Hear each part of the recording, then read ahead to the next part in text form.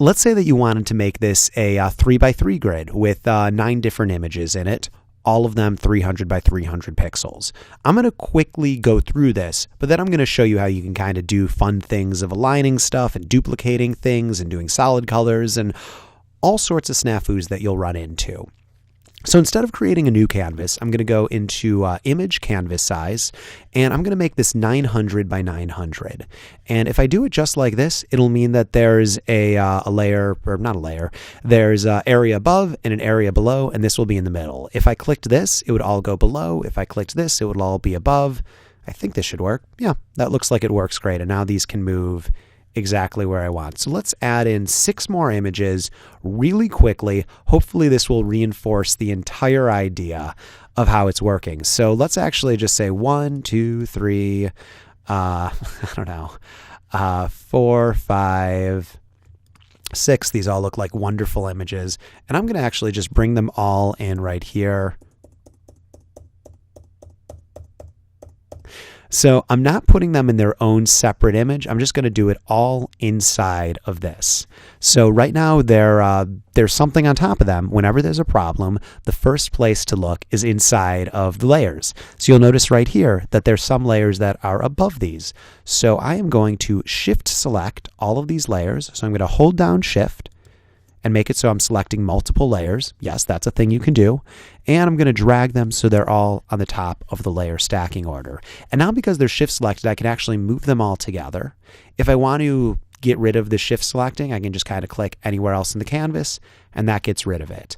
And then when I click this again, remember auto select needs to be checked. I can move them all around to different places. So I want to make each of them 300 by 300 pixels.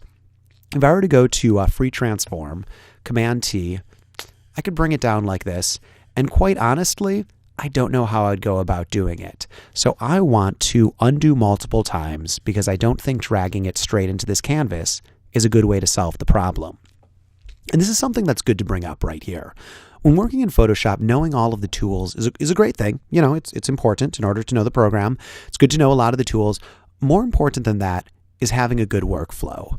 And knowing how to really think in a Photoshop way. If I wanted, I could try, and you'll notice that there's little numbers to the right of it, and I could try to make it so it's exactly 300 by 300 for each of it by doing 1 pixel at a time, 299, 300, 301, and getting it almost off and messing with it and doing that for every single one, and then hitting Command Copy, Command C, and Command V for paste, and then going to my Move tool and having this square like this, and needing to really precisely line up the marquee tool for every single one.